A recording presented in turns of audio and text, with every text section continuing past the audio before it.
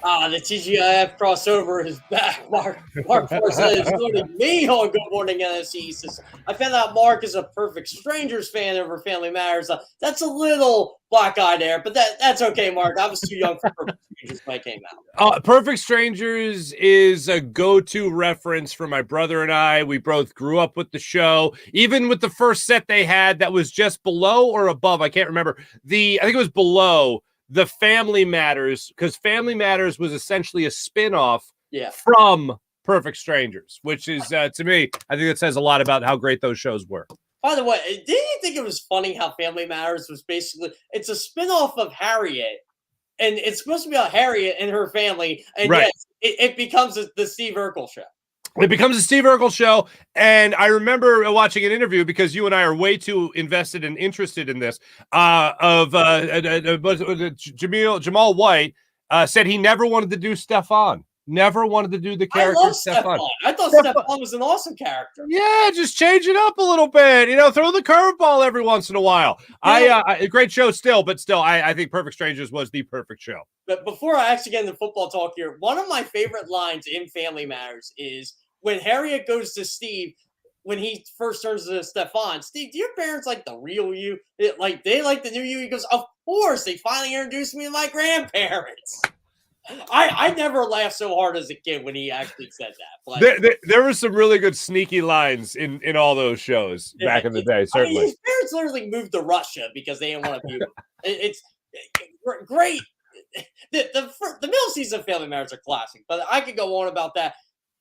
Can you just think of Brian Dable right now in at Giants practice today, watching the World Cup, saying, "You know what? If Saudi Arabia can beat Argentina, we sure as heck can beat the Dallas Cowboys on Sunday." First off, as a fellow show host, phenomenal transition from Family Matters to Brian Dable. Just phenomenal job there. Yeah, possibly. He's possibly looking at Saudi Arabia and being like, see what they did. We can do that same thing.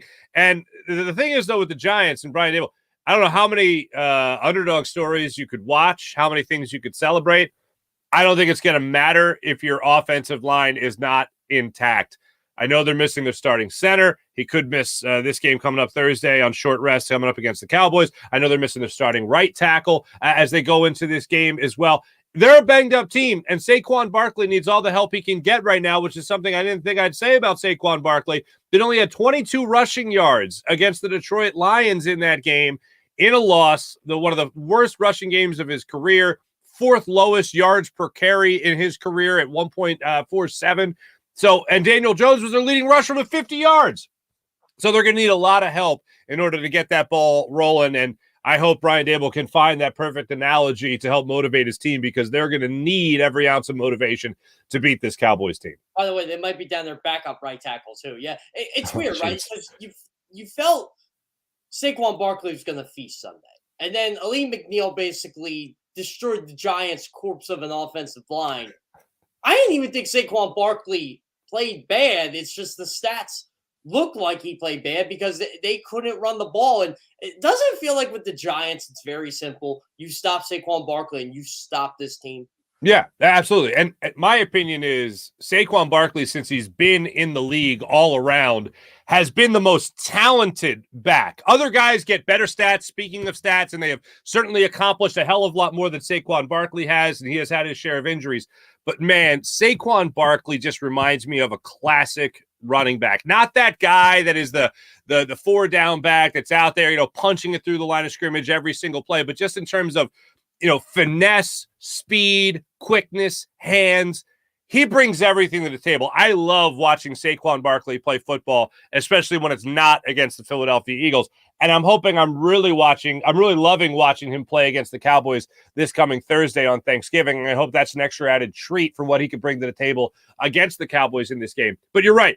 In a lot of instances, I always like to say this, numbers, sure, they never lie, but they can deceive. And if you look at the numbers from that game against the Lions, I think they certainly deceive. In this case, yes, that the production wasn't there, but the help also was not there. And if you do stop Saquon Barkley, that's essentially what Brian Dable and Mike Kafka like to base everything off of. Whatever Saquon is bringing to the table in any particular game, they always like to build off of that, as they should. In this particular game, Daniel Jones, struggled as well. I still have trouble respecting a team that is quarterbacked by Daniel Jones. I think I'm with a lot of Eagles fans in this. They just don't think he's that good a quarterback. And if their running game isn't getting going, then really their offense is stuck. And Daniel Jones kind of proved that in this game against the Lions. My boss at CBS, big Giants fan, by the way. No way. Yeah. And so he always makes the joke. He goes, the Giants ruined their season. You know that. And I'm like, what are you talking about? He goes, well, they won so much and now they're injured. So they're not even going to get a top 5 pick out of this. They're going to be that he already is convinced they're going to be 7-10, 8-9, whatever it is. Like they'll be good enough to not get the top 10 pick. And I hate to say it because I might actually agree with him. I thought there was no way they were going to miss the playoffs. But now after losing to Detroit and looking at their schedule of all their injuries, I think they need this game Thursday. I think they need this game Thursday, and I think one thing goes in their favor, and it's similar to what the Vikings were coming off of when they played the Cowboys. It was a big win, emotional win. True, it was against one of the better teams in the NFL and the Bills, but they were coming home. I hate the phrase due for a letdown game, but you can kind of see the build up to that. Now the Cowboys are in a similar situation. They got a huge win, 40-3 victory over the Vikings in Minnesota. They played the 425 game, if I'm not mistaken, just trying to think back to last week. And now they got to travel short rest to go play at home on Thursday. And I always go back to that Mark Sanchez game on Thanksgiving against the Cowboys, where the Cowboys just lost to the Giants at the Meadowlands. Odell Beckham had that crazy behind-the-head catch, which was insane. They traveled back home, short rest, got blown out by the Eagles, and a lot of people had the Cowboys winning that game. The short rest killed them on that particular Thursday. I'd like to see the numbers of what that Thanksgiving game has been like for the Cowboys over the years when they're on the road and then come home, especially playing a later game, maybe not prime time, but a later game in general. I'd like to see what those numbers look like. But with this game, the Giants have that one thing in their favor where they were at home, slept in their own beds, full night's sleep, whatever, got a full week of practice, albeit with banged up team. We didn't even mention the 2 starting corners that are also banged up for this game as well. But you look at the way that could play out for Thursday, Thursday at 4:25, and that is the only thing I really see being in the Giants' favor. The Giants have Daniel Jones and Saquon Barkley on an offensive line that needs a get-right game. And I think you and I both know this Dallas defense, which is now number 1 in the NFL for fewest points allowed on average, this isn't the defense to try to get right against if you're an offense that's been having struggles. The only way I'm giving the Giants a real shot in this game is because the Cowboys' run defense is still not good. I mean, true. When they get the tee off is when their defense is at their best and tee off at the opposing quarterback. But if the Giants can keep the game close and have them guess, and I'm talking midway through the second half here, I think they have a shot. But they can't let Dallas just go down the field and score, touchdowns galore, which could happen because they don't have anybody left at cornerback at this point. Mm-hmm. Yeah, the only thing that gives me a little bit of, I hate to say optimism, but confidence that Dallas will have a different story to tell after this game as far as their run defense goes is how banged up the Giants' offensive line is going into this game. And regardless of whether or not Feliciano even plays in this game, he's still banged up with a neck injury, so I don't know how much he's going to be able to give you in this particular matchup. So that's the only thing I look at with the Cowboys, especially when they could be as aggressive as Dan Quinn has been with this defense, as good as this defense has been. I mean, they're coming off a 7-sack performance against Kirk Cousins, and Kirk Cousins, generally speaking, gets rid of the ball pretty quick, but had no answers. The Vikings defense offense had no answer for the Cowboys defense. And they got a pretty good running back as well in Dalvin Cook. So when you look at the way they played this game, it's a hot Cowboys team right now coming into play against the Giants team that's trying to get right. And yeah, I don't want to see Micah Parsons or Armstrong or anybody, blazing down the middle of that football field trying to get after your quarterback or your run game in that instance, because there's really not a lot going to be going for Daniel Jones or Saquon in this matchup.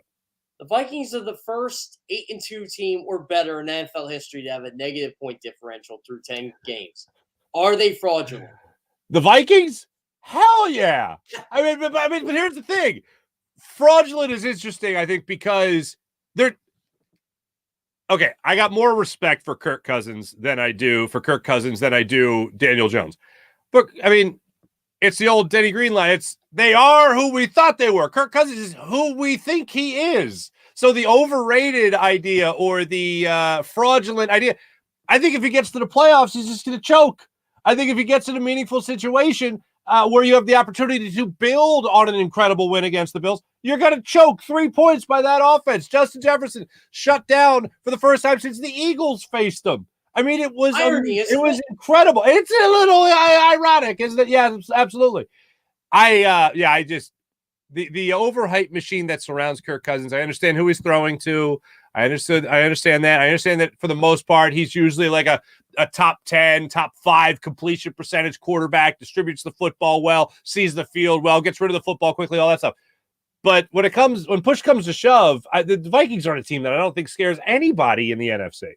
Kirk Cousins to me is the DeMar DeRozan of the NFL. He's a very good player. He's going to make the Pro Bowl. He you can win with him, but guess what? You ain't winning a championship with him as your guy. He's traded for Kawhi before you know it. Yeah, exactly. Yeah, if the Vikings can find a way to trade them for their. Well, by the way, the Vikings tried to replace Kirk Cousins. They tried to replace him with Kellen Mond. I think Kellen Mond's on Cleveland now. I don't even think he lasted in Minnesota a year. This is where I give Kevin O'Connell a lot of credit because Mike Zimmer had that team in shambles the last couple years, and not saying Mike Zimmer's a bad coach, but he wasn't that great of an executive. They clean house, and I think Kevin O'Connell said, you know what?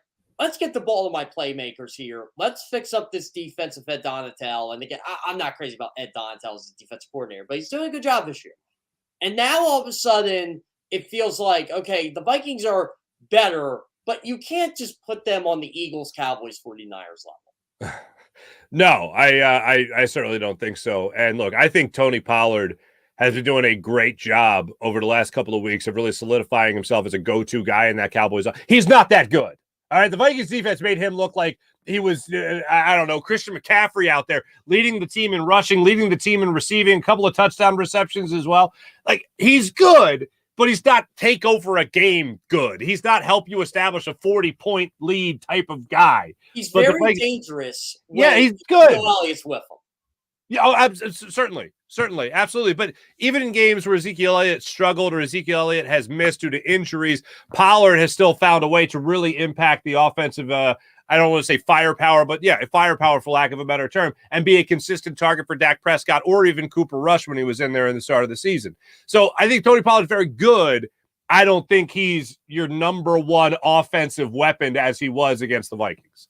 Yeah, one thing I like about Tony Pollard is I like the explosiveness he brings, and he is really a good pass catcher out of the backfield. I don't know why the Cowboys haven't used him more to begin with, and this goes before Mike McCarthy. I mean, Jason Garrett wouldn't use him as much as I thought he should. I've been on the Tony Pollard hype train for about 2 years now, so it's nice to see some just dessert here. I just wish the Cowboys weren't smart enough to figure it out. I have a theory as to why they don't use him as much. Because the guy that basically makes $18 million a year to play make money. Yeah, that's why they don't use him that much. Yeah, I don't get why the Cowboys do a lot of the stuff they do. Like, does Odell Beckham help them?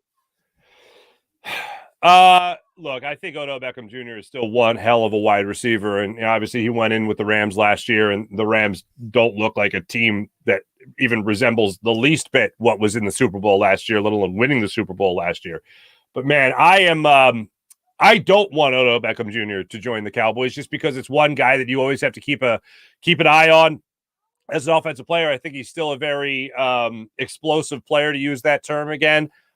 I think he absolutely helps that team. Because if you're talking about just the impact, and you're right, I'm not saying you're wrong. I still think Tony Pollard has had, his own accomplishments in the NFL, regardless of whether or not Ezekiel Elliott's been there. But I'd rather not have a team that's your number one competition, at least in your own division. Ezekiel Elliott, Tony Pollard, CeeDee Lamb having the season that he's having.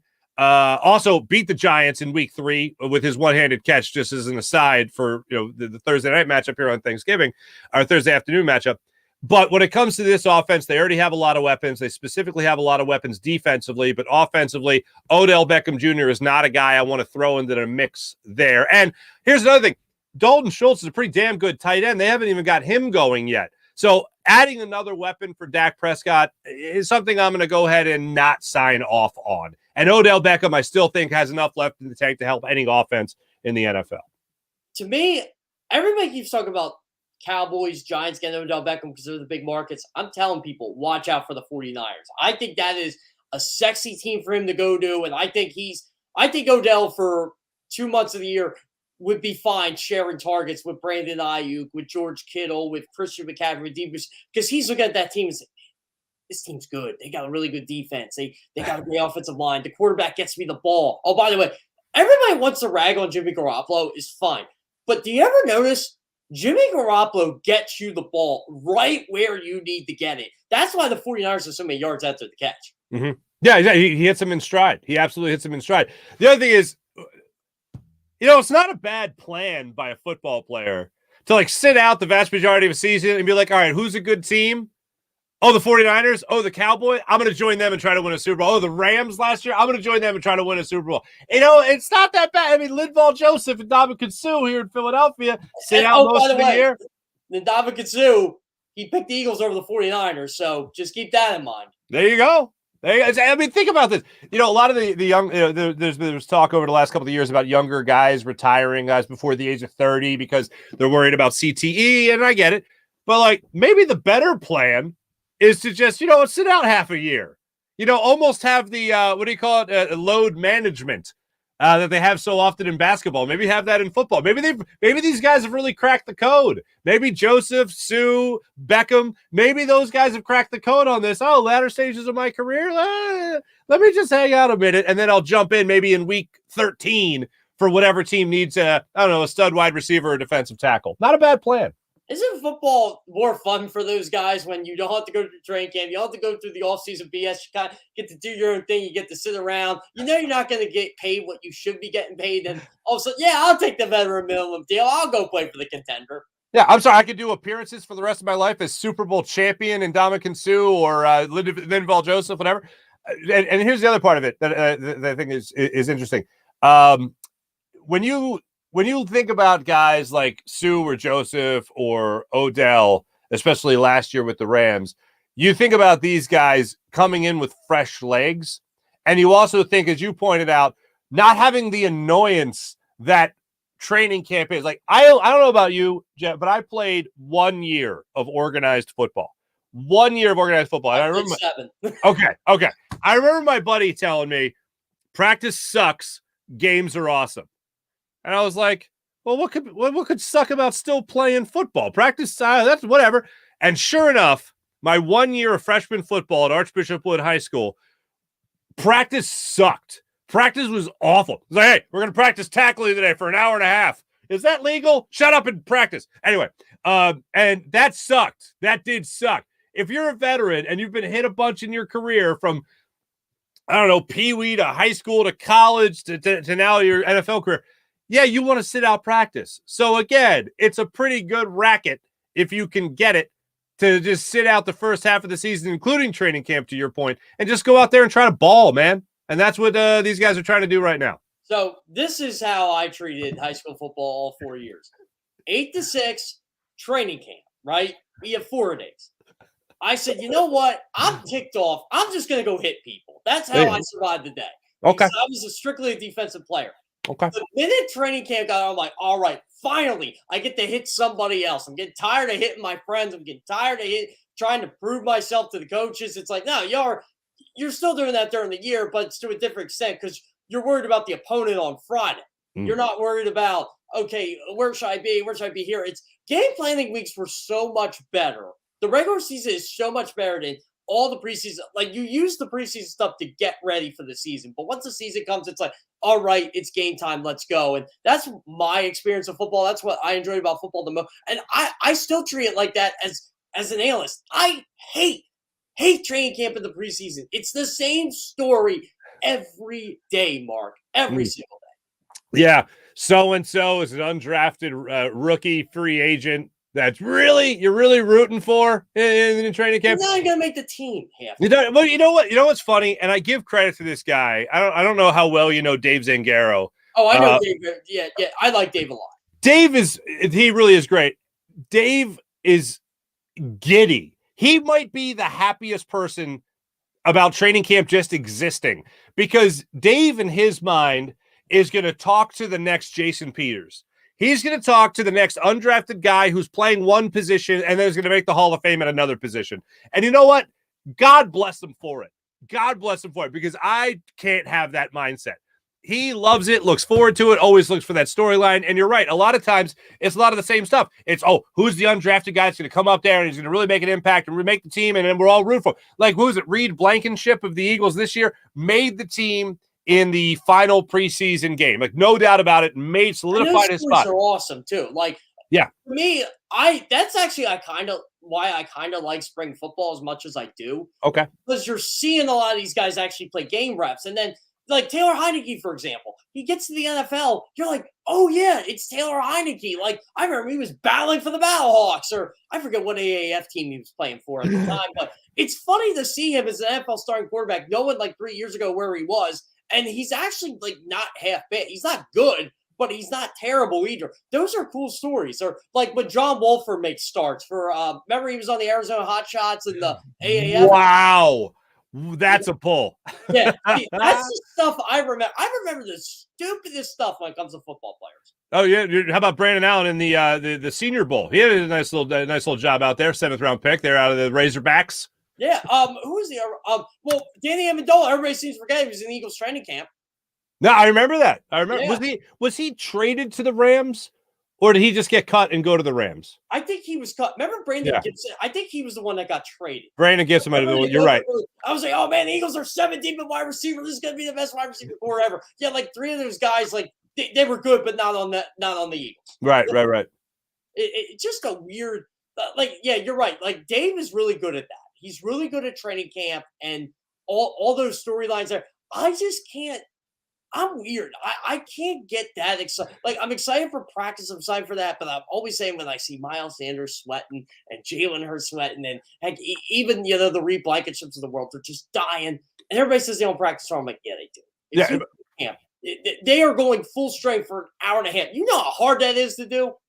For my 1 year of freshman football, Archbishop Wood, still no. I do not know how hard that is. The greatest part of practice to me was when the offensive portion of practice, when I didn't have to go on scout team because I was strictly a defensive guy. I'm like, man, I get to watch the offense now. And all the coaches would tell me, Kerr, you got to watch the offense here because, you got to you got to study the tendencies, because I didn't look at the time, but I did play defensive end linebacker. So I'm looking at it as, okay, what am I seeing from this vantage point? That was the best part of camp because I got to watch. I didn't get to actually do anything, but defensive practices were fun because you actually were – the 2.5 hours went quick. I'll just say that. Yeah, we had, I think, 25 players in total on our freshman team. So I played a lot, and there was very little downtime. Very little downtime. I was like, yeah, these practices definitely suck. Can I just get to a game, please? But that was that. Yeah, can we get the Thursday? Did you guys play on Thursdays when you played freshman? Thursdays and Fridays. We played Thursdays and Fridays, yeah. So I was always the cynic on my team. I always believe my team could win, right? We're playing St. Joe's Prep. Okay. Keep in mind, my freshman team is not good. We were 1-8. My varsity teams were good because I transferred to another school. Okay. I was the guy who said on the bus ride, you guys know we're playing today, right? No, we can beat them. I'm like, no, we can't. We can't beat anybody. You think we're going to beat the Prep in football? I'm like, wow. You guys heard of the Prep? And I got destroyed by that. Oh, by the way, we lost by 50. Okay. So, yeah, I guess I was right to an extent. I saw the right tackle come up. I'm like, oh, my God, this guy's going to be a Division I recruit at some point. He was. I forget the guy's name, but he ended up playing, like, I want to say at Maryland. I forget. He played for one of the ACC schools, but I remember, like, I'm not in this guy's league. Like, what am I supposed to do here? I wonder if NFL players think that. That's what I would love to ask NFL players. Were you the right tackle that went D1, or were you like, man, I can't stop him? Like Aaron Donald, for example. Like, I wonder if NFL players actually think that, or would they actually admit it. I think they admit it after their careers. Yeah. I don't think they admit it in their career. Yeah, I think in their career they're trying to figure it out. Yeah. Yeah, that's not good. Chris Long would be the guy to ask, by the way. Oh yeah, totally. Yeah, so I got to get into some little bit more NFC East talk here. That now that our high school football careers we're reminiscing in the past, and we're talking about perfect strangers and all this other. All the bases, baby. All the bases. The Washington Commanders. Do you see them making the playoffs? No. God, no. Absolutely not. No way in hell. Totally doubt it. Who gets in over them? I do think the Giants still make the playoffs. I know it's going to be a tough one, but I still think the Giants make the playoffs. I know they're one game better now than the Commanders. I have to go through. Three team names. 3 different team names in the go through the Rolodex of different names in Washington now. But I think Taylor Heinicke, as you laid it out there, very accurate. I don't think he's going to have that great game that puts him over the top. I think what's going to happen. I think what's happening right now is you're watching Taylor Heinicke be a really good game manager for the most part. I think right now, in having that guy play that good game manager role, you then have a defensive unit that steps up and plays, knowing they don't have a lot of room for error.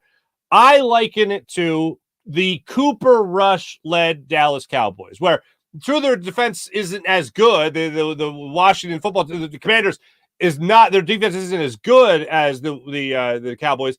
But the defense is rallying around the idea that they have to be the playmaking star of the show because they know their offense isn't going to be that with Taylor Heinicke. Heinicke's not going to turn the ball over. He's not going to give up the football. He's not going to make a dumb play. He's not going to make many mistakes. He's going to give the defense, it's the opposite of today's NFL, he's going to give the defense multiple opportunities to win the game. And in the meantime, he's not going to lose it for you.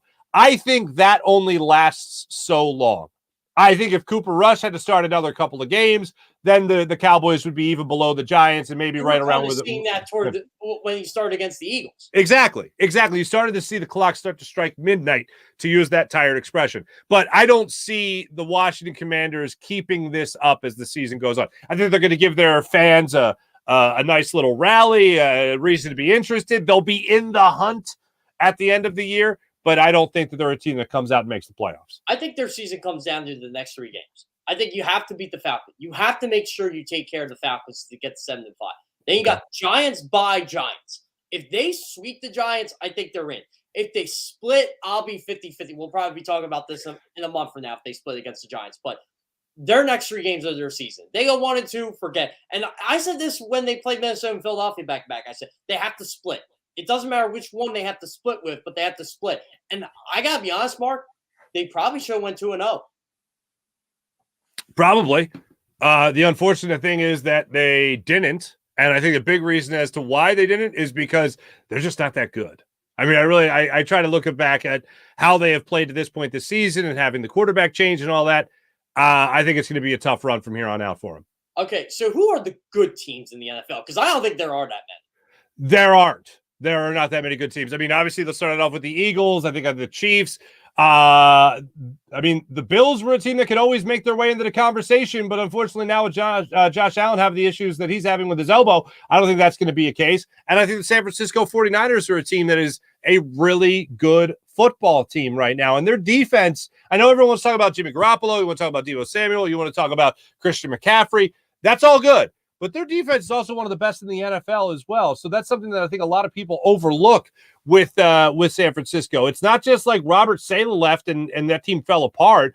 DeMeco Ryans, who people forget, is going to be a head coach in the NFL, no doubt, is doing a hell of a job as their defensive coordinator. So right now I think the Eagles are a good football team. I do think the Cowboys are a good football team. I think the Niners are a good football team, and I think the Chiefs are a really good football team. That you have to keep your head on a swivel when it comes to those guys. You don't have Dolphins and the Ravens in that conversation yet? The Dolphins and Ravens don't scare me as much. I think Tua is putting up great numbers. I think his receiving core is incredible, one of the best in the NFL. When it comes to late in the season, I want to see how they carry it. I don't fear them, especially in the chance they go in a Super Bowl against the Eagles. Tua throwing into this secondary, I don't think has nearly the amount of success that he's been able to enjoy throughout this year. And the Ravens, for me, still have a lot more work to do. It's weird, right? Because the Ravens have led by double digits in every single game. I mean, really, if they don't blow leads, they're 10-0. But they don't even feel like a 7-3 team. They're the weirdest team ever because I think they're really good. I think they're going to get better as the year goes on because John Harbaugh's their head coach. But they are such a bizarre team because you feel they should blow out the Carolina Panthers, and they don't. Yeah. So what happens when they play those better teams? Like, are they going to be able to hold those? They're like the Eagles. Who are they playing? Right. They don't play anybody the rest of the year. They play all the good teams. Mm-hmm. Well, the Eagles still have the Cowboys one more time. The Eagles still have to play the Giants 2 more times this year. The Giants, I think, are an okay football team. It depends on the injuries, but they're a better football team that I think a lot of people are willing to give them credit for, and especially if they handle the injuries well. They're a very well-coached team, which we can't forget about at that same time. I mean, I heard a point made about Nick Sirianni and Frank Reich. And one of the things Nick Sirianni was talking about was how, I think it was on Good Morning Football, maybe, I forget, on the NFL Network, but like they were talking about how, what was it exactly? They were talking about how Nick Sirianni wanted to make a point about how disciplined their team was, how disciplined the Eagles were in the latter stages of the game against the Colts. And the reason he was making the point was to show that the Colts were not a well-disciplined, well-coached team under Jeff Saturday, who, of course, replaced Frank Reich. So it was like a roundabout way, but still, it points out the idea that you have to be a well-coached team to have success in the NFL, especially later in the season, especially in the playoffs. And that's what Nick Sirianni was trying to demonstrate about his own team. So I think it's something that can't really go without. And he wasn't just talking about himself. He was talking about what the Colts could have been if they were still under Frank Reich. And I think he was also talking about Jonathan Gannon. I think he was also talking about Shane Steichen. And he was also talking about other coaches that he has on his staff. But when it comes to this Giants team, I think Brian Daboll is going to be able to stabilize that ship, steady the ship. And I also think a guy like Mike Kafka is a good input in that offensive room as well. Oh, and Wink Martindale, he does know what he's doing on the defensive side of things also. Yeah, it's funny. Like, Mike McDonald's doing a good job in Baltimore. I still don't know how they let Wink Martindale go. I agree with you 100% on that, Mark. But we are running short on time. I could talk to you for hours on this, TGIF, all the other 90s crap that we went through over the years. But Step by Step? Step by Step was a fine program. Suzanne Summers, nice to meet you. You know what I'm saying? Yeah. Well, see, yeah, she was one of your like first crushes, right? Like you Suzanne Summers. I was like, oh yeah, the Three's Company chick. That's what I remember Suzanne. But Boy Meets World was mine, obviously, because I was a little later in the 90s. So that 8 to 10 lineup. Why go to the mall on Friday night when you can go watch CGIF? Exactly. You know what, Jeff? You know what I've learned about you and I? We know how to party. Yeah. We know how to party. Well, we knew, and then when we grew out of the TGIFC, then we really knew how to party. Oh, yeah, then we got better at partying. We definitely got better at partying, but it was a good stepping stone. The TGIF, it was like SNCC, Are You Afraid of the Dark? Yeah. The TGIF, and then then bars. Then we discovered bars. So exactly. I was only 12 when TGIF ended. So I'm like, what am I going to do on Friday night? That's when the mall happened. All right. Tony's really telling me I'm up against here, Marco. God, come on, Jeff. Jeez. Once again, I appreciate it. Thanks for coming on. I'm going to have you on again soon, as always. Absolutely, Jeff. Always a pleasure, man. Thanks so much. Yeah, sounds great. Thanks, Farzy. Marc Farzetta. Yeah, we did a